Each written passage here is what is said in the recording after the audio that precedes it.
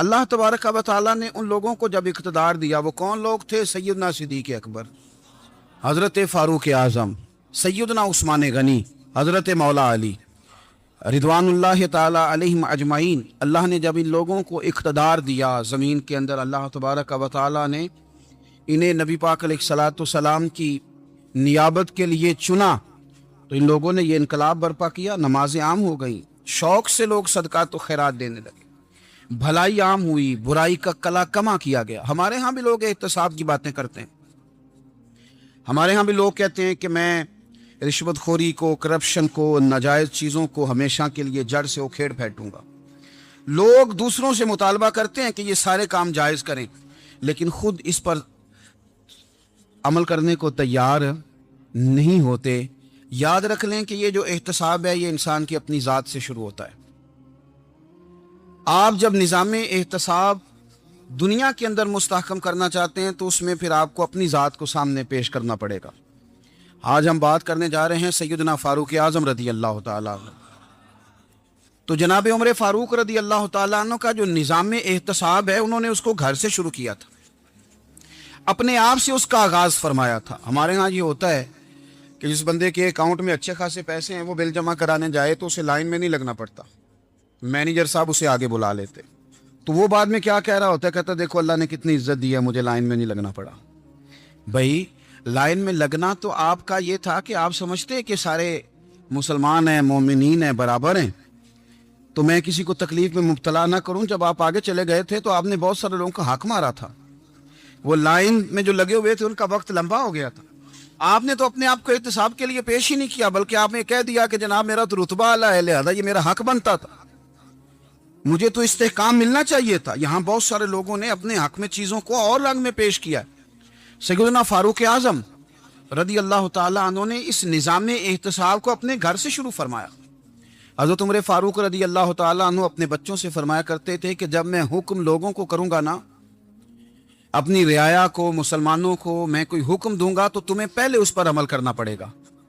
आप फरमाया करते थे, याद रखना लोग तुम्हें इस तरह देखेंगे, लोग इस तरह तुम्हें देखेंगे जिस तरह गोश्त खाने वाला परिंदा गोश्त को देखा करता है।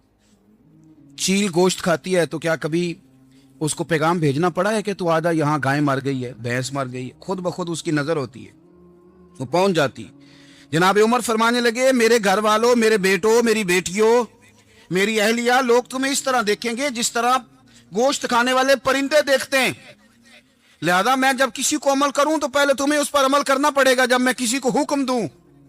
आप फरमाने लगे, याद रखना अगर तुमने मेरा हुक्म ना माना तो गैरों ने हुक्म ना माना तो उन्हें एक सजा मिलेगी, और अगर मेरे घर वालों ने ना माना तो डबल सजा मिलेगी। तुम पर डबल सख्ती की जाएगी कि तुमने मेरी बात क्यों नहीं मानी। ये निज़ाम एहतसाब है।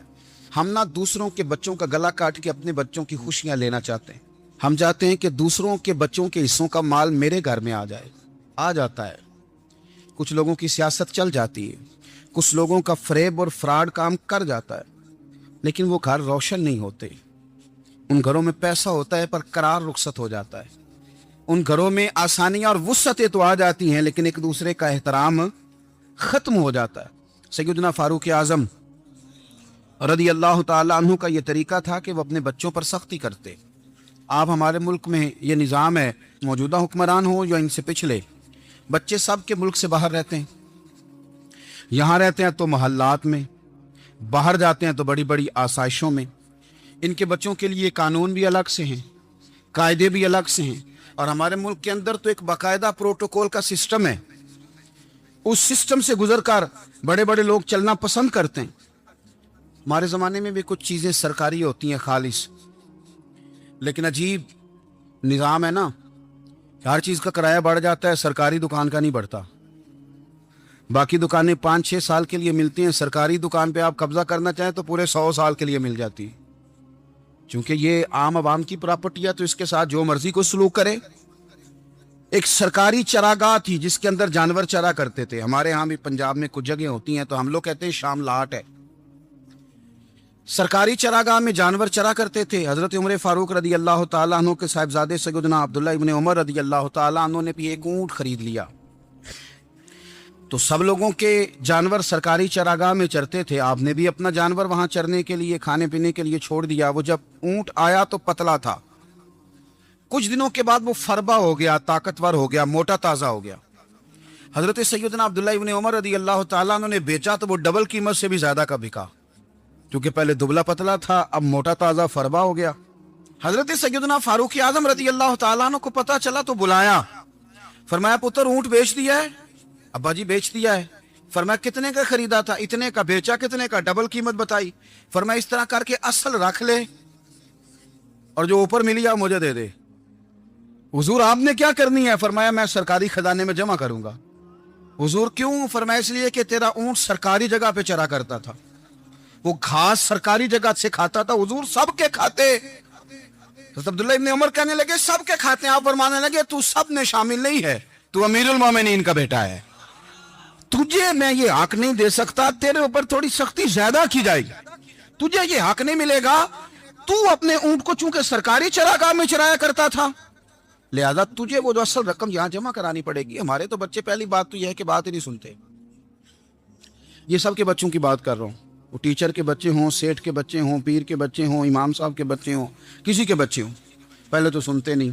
اور اللہ خیر کرے، اگر آپ کوئی سنانا چاہیں تو فوری طور پر وہ ہوم منسٹری کے پاس پہنچ جاتے ہیں، ان کی اماں ان کی وکیل بن جاتی، آپ کہہ ہی کچھ نہیں سکتے، حالات رخ بدل جاتے۔ اس کا نقصان یہ ہوتا ہے کہ ان کو تراشا نہیں جا سکتا، ان کو ہیرے نہیں بنایا جا سکتا، ان کے اوپر کچھ ایسی میل کچیل چڑھ جاتی ہے جو بڑی عجیب و غریب ہوتی۔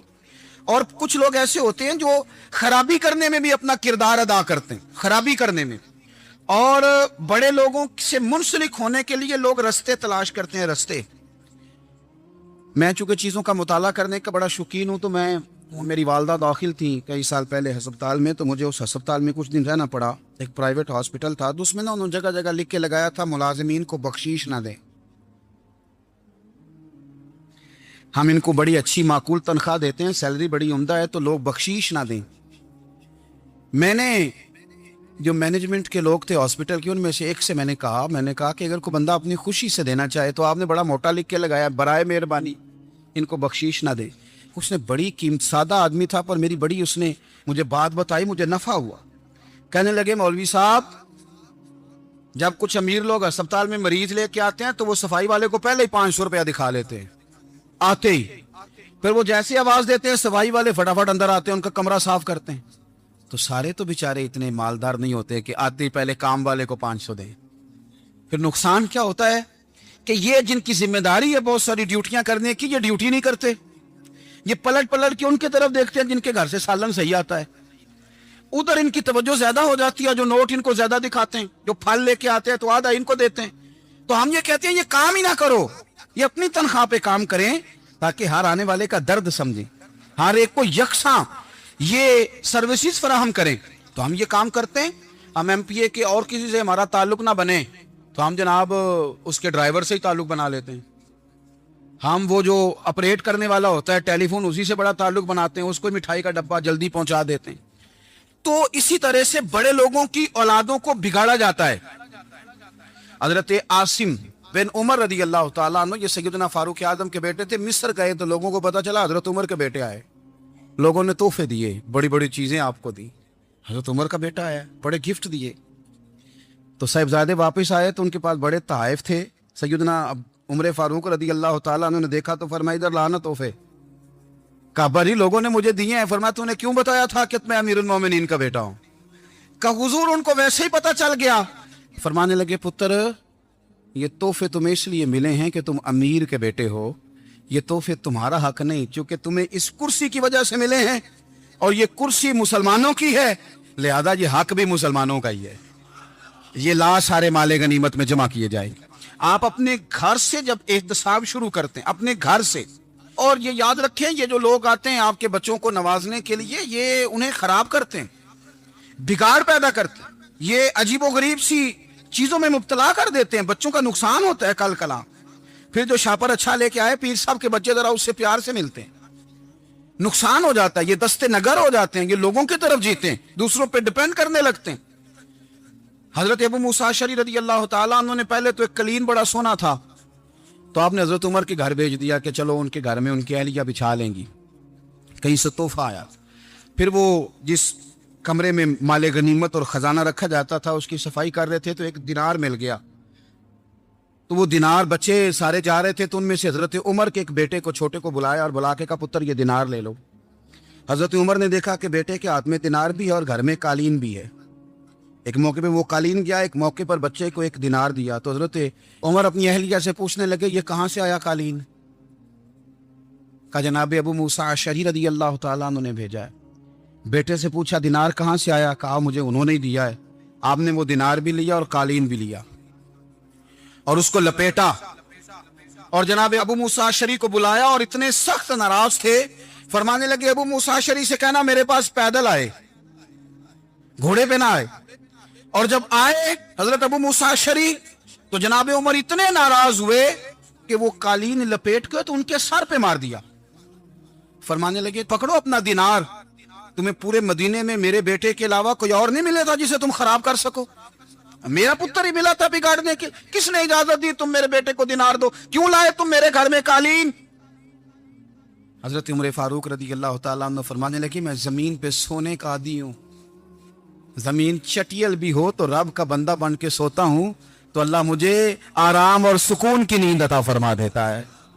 मुझे तुम्हारे मखमलों की और कालीनों की जरूरत नहीं है। एहतसाब यहां से शुरू होता है भाई।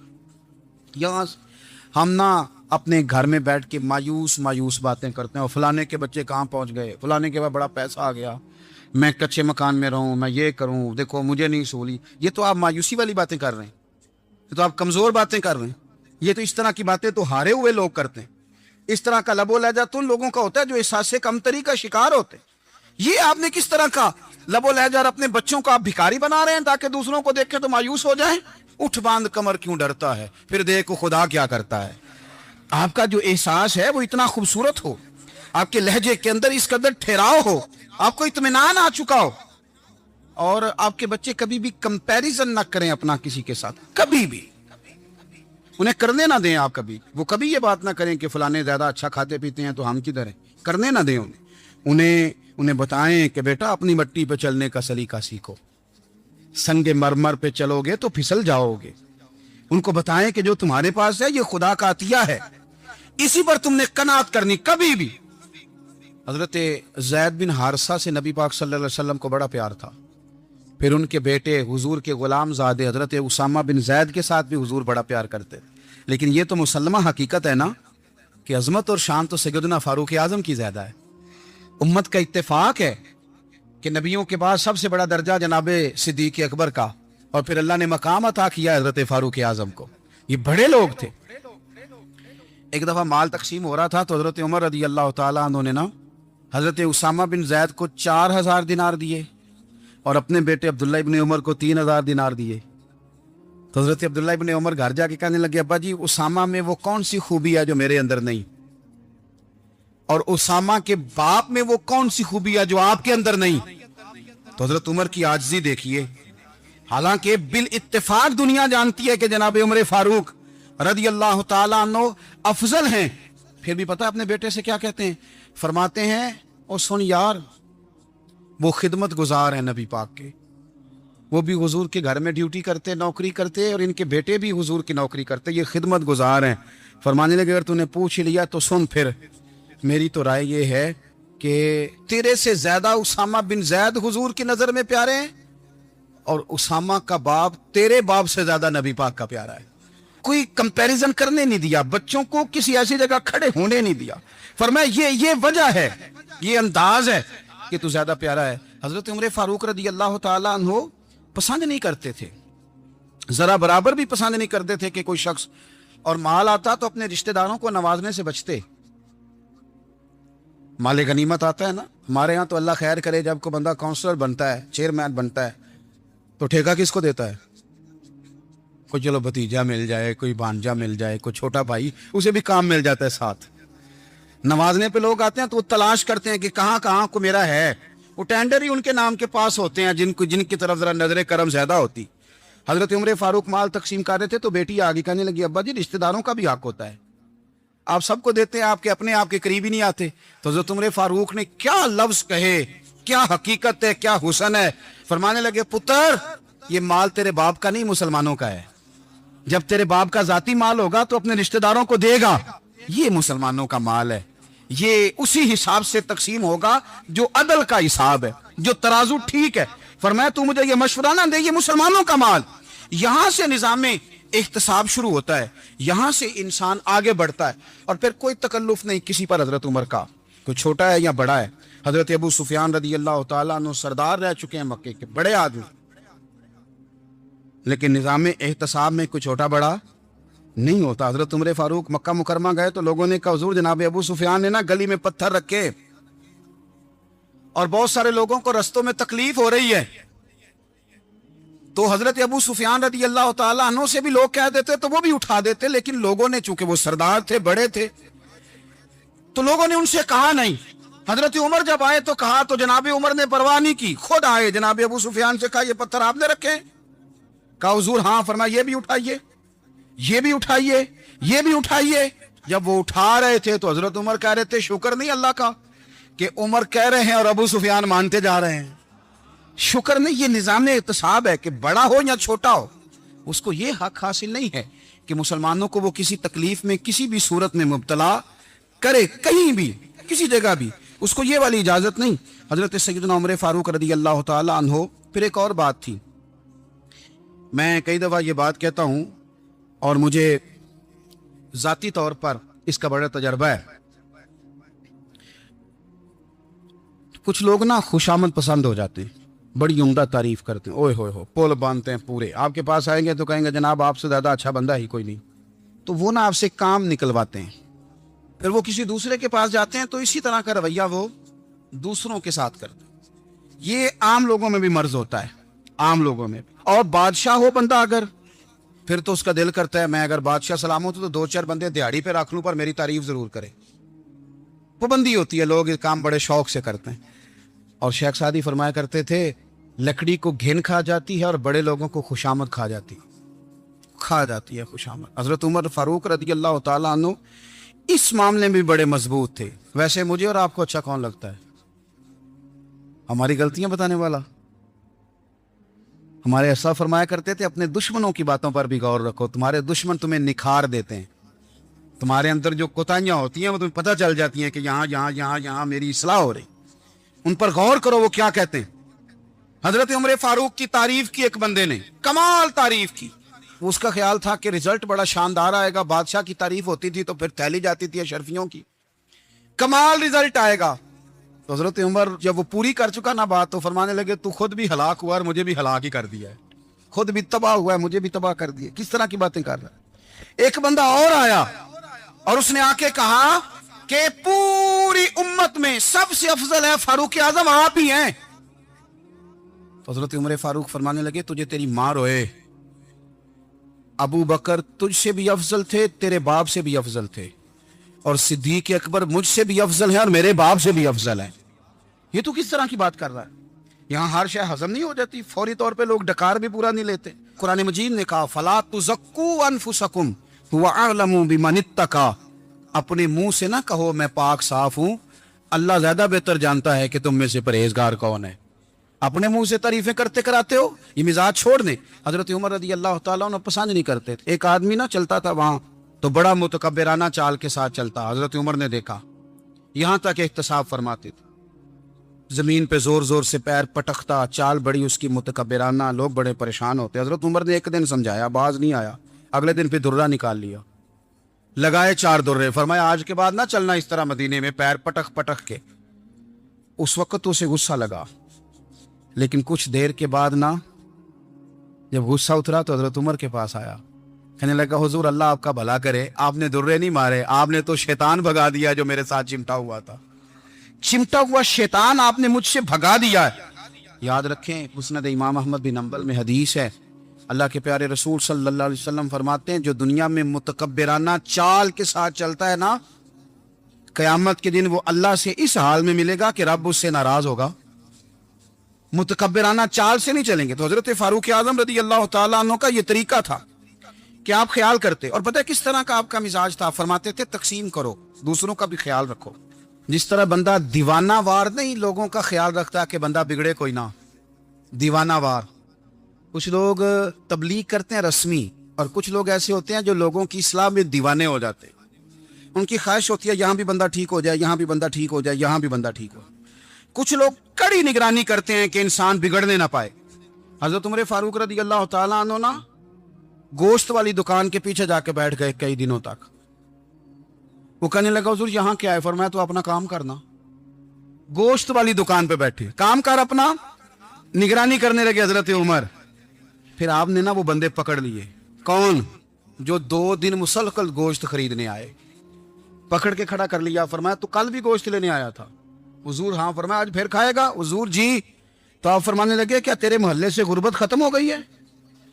تیرے رشتہ دار سارے پیٹ بھر کے کھاتے ہیں، تو 2 دن گوشت لینے آتا ہے؟ فرمایا آج کے بعد مسلسل گوشت لینے آیا تو درے سے ماروں گا، خبردار یہ کام نہ کرنا۔ یہاں تک نظام احتساب کا جب خیال رکھا جائے پھر حالات بگڑا نہیں کرتے، پھر وہ قابو میں رہا کرتے ہیں۔ حضرت عمر فاروق رضی اللہ تعالیٰ عنہ اس ترتیب کے ساتھ اصلاح کرتے، اس ترتیب کے ساتھ۔ سیدنا فاروق اعظم رضی اللہ تعالیٰ عنہ کی ایک بات آخر میں عرض کرنی ہے، وہ میں بھی اپنے اوپر لاگو کروں، آپ بھی غور کریں۔ حضرت عمر فاروق رضی اللہ تعالیٰ عنہ نے نا خط لکھا حضرت ابو موسیٰ اشعری کو۔ آپ فرمانے لگے یاد رکھنا جو گورنر، جو امیر اپنے رب کریم کی فرما برداری کرتا رہتا ہے نا، اس کی رعایا بھی اس کی فرما برداری کرتی ہے۔ اور جو لوگ اپنے رب کریم کی فرما برداری چھوڑ دیتے ہیں، پھر جنہوں نے ان کی فرما برداری کرنی ہوتی ہے وہ ان کی فرما برداری چھوڑ دیتے ہیں۔ آپ نے سپہ سالاروں کو خط لکھے تھے، فوج کے جو جرنیل تھے، کمانڈو تھے، ان کو خط لکھے تھے۔ فرمایا جو سپاہی نماز نہیں پڑھتا اسے فوج سے نکال دو، اور ساتھ لکھا تھا یاد رکھو جو رب کا وفادار نہیں وہ ہمارا کیسے ہو سکتا ہے، نکال دو ان لوگوں کو، فوج سے الگ کر دو۔ ہم آج جو بے پناہ پریشان ہیں کہ ہمارے بچے بات نہیں مانتے، شاگرد بات نہیں مانتے، ہم شکوے کرتے ہیں، بے ادبی بڑھ گئی۔ ادب کے ساتھ میں گزارش کروں گا بڑوں کی بارگاہوں میں، جو میری طرح کے بڑے بنے ہوئے ہیں، بزرگوں سے نہیں بات کرتا، ان سے میں کہوں گا کہ ہمیں ایک دفعہ اپنے اوپر بھی تو غور کر لینا چاہیے۔ کہیں ایسا تو نہیں ہے کہ ہم جب تک اللہ تعالیٰ کے فرما بردار تھے، جب تک ہم تقوی کے معیار پر تھے، ہماری بات ماننے والے ہماری بات مان رہے تھے؟ کہیں ایسا تو نہیں کہ ہم اس معیار سے ہل گئے ہیں تو اب جو ہمارے فرما بردار تھے وہاں سے ہل گئے؟ حضرت عمر رضی اللہ تعالیٰ عنہ فرمایا کرتے تھے کہ لوگوں کو عجب میں مبتلا نہیں ہونا چاہیے، خود پسندی کا جو ماحول ہوتا ہے اس سے لوگوں کو ہمیشہ نکلنا چاہیے۔ حضرت عمر کے ایک صاحبزادے نے کنگھی کر لی، اچھا لباس پہن لیا تو درہ مارا جناب عمر نے۔ تو آپ کی بیٹی کہنے لگی ابا یہ تو بالکل جائز ہے، اچھے کپڑے پہننا، اچھا لباس پہننا اور سر میں کنگھی کر لینا، اس پر درہ کیوں مار دیا؟ تو آپ فرمانے لگے بیٹا یہ خود پسندی میں مبتلا ہونے لگا تھا، یہ اپنے آپ کو بہت بھلا سمجھنے لگا تھا، اس کا خیال تھا کہ میں یوں، میرے علاوہ کوئی نہیں۔ یہ اس مقام پہ جا رہا تھا جہاں اس کی تربیت رک جاتی، اس لیے درہ مارا ہے۔ ایک دفعہ حکومتی معاملات کے اندر آپ کی اہلیہ نے مشورہ دینا چاہا، بڑے کام بیویاں نہیں کرتی، بڑے بڑے معاملات میں مداخلت نہیں کرتی۔ ہمارے بر صغیر میں وہ بادشاہ نہیں گزرا کہ جو فیصلہ کرتا تھا تو کرسی پہ بیٹھ جاتا تھا اور پردے کے پیچھے اس کی بیوی بیٹھ جاتی تھی، اور جب وہ فیصلہ سنانے لگتا تو یوں گردن پیچھے کرتا اور اہلیہ جو کہتی وہ فیصلہ سنا دیتا۔ لیکن ایک دفعہ خاتون نے ایک آدمی کو حضرت عمر نے معزول کیا تو آپ کی اہلیہ نے اس آدمی کی اہلیہ حضرت عمر کی اہلیہ سے ملی ہوں گی، تو خاتون نے ذرا سفارش کرنی چاہیے، تو جناب عمر فاروق رضی اللہ تعالیٰ عنہ کے ہاتھ میں عصا تھا، ڈنڈا تھا، 2-3 دفعہ زمین پہ مارا، فرمایا تمہیں کس نے اجازت دی ہے حکومتی معاملات میں مشورہ دینے کی؟ یہ مشورہ مولا علی دیں گے یا عثمان غنی دیں گے؟ آپ کو کس نے اجازت دی؟ وہ حکومتی معاملات، وہ مسلمانوں کا اجتماعی معاملہ، وہ مسلمان دیکھیں، آپ کو اس میں آنے کی اجازت نہیں ہے۔ جو آپ کی ذمہ داریاں ہیں، آپ کے حقوق ہیں، ان پر آپ بات کریں۔ تو بھائی نظام میں احتساب اپنی ذات سے شروع کریں۔ ہماری اولادیں، ہمارے بچے، وہ باہر سے انہوں نے زیادہ اثر نہیں لیا، ہم نے انہیں بتایا ہے کہ ہم بڑے غریب ہیں، ہم بڑے مجبور ہیں، ہم تو بڑے کمزور ہیں، ہماری تو سنتا کوئی نہیں، یہ تو امیروں کا ملک ہے، اس میں تو فلانے کو اہمیت حاصل ہے۔ ان باتوں نے ہمارے بچوں کو کمزور کیا ہے، ان باتوں نے ہمارے بچوں کے دلوں میں احساس کمزوری پیدا کیا ہے۔ آپ ان کو جینا سکھائیں، آپ ان لوگوں کو بتلائیں کہ رب کریم نے جو تمہارے لیے بہتر سمجھا وہ تمہیں اپنے فضل سے بڑا عطا فرمایا ہے۔ آپ ان کو ان کے مقام پر رہ کر خوددار اور قناعت پسند ہونا سکھائیں، آپ یقین کریں گھر امن والا بن جائے گا۔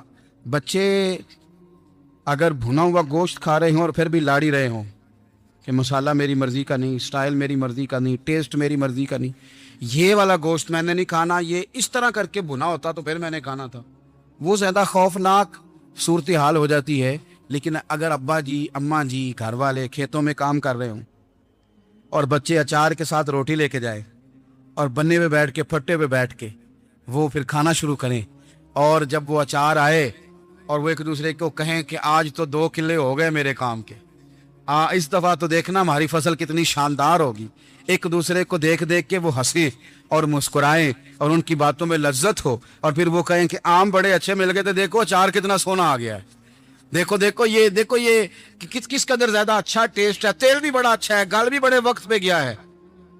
आप यकीन करें, यूं लगता है कि कायनात की सबसे बेहतरीन रोटी ये लोग खा रहे हैं।